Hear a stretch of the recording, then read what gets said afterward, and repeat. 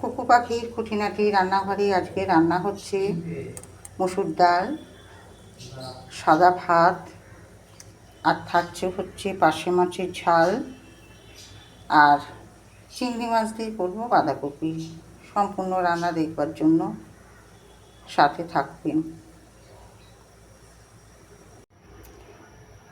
কড়াইতে আমি তেল বসিয়ে দিয়েছি, তেল গরম হচ্ছে, ততক্ষণে আমি মাছগুলোতে নুন হলুদ মাখিয়ে নিই ভালো করে।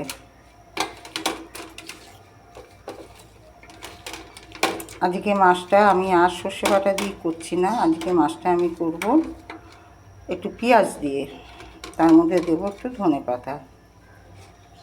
মাখানো হয়ে গেছে মাছ, একে একে মাছ আমি ভেজে নেব।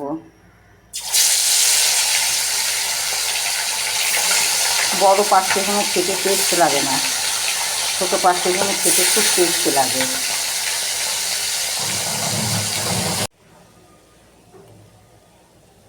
একে একে লাল লাল করে মাছ সব ভেজে তুলে নিয়েছি।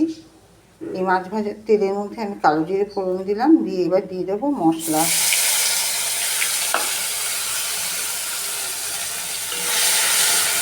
এখানে মশলা আমার আছে কাঁচা লঙ্কা, পেঁয়াজ, রসুন আর টমেটো আমি বেটে নিয়েছি।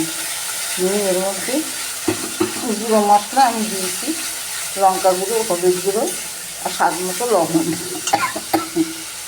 এই দিয়ে মশলাটা কষাচ্ছি।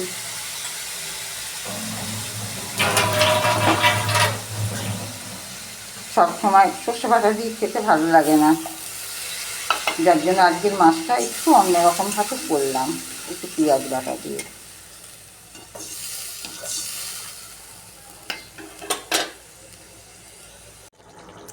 মশলা কষিয়ে আমি আমার পরিমাণ মতো জল দিয়ে মাছ ছেড়ে দিয়েছি। মাছ ফুটছে, মাছ আমার হয়ে গেছে। এবার এটা নামিয়ে আমি করব চিংড়ি মাছ দিয়ে বাঁধাকপি।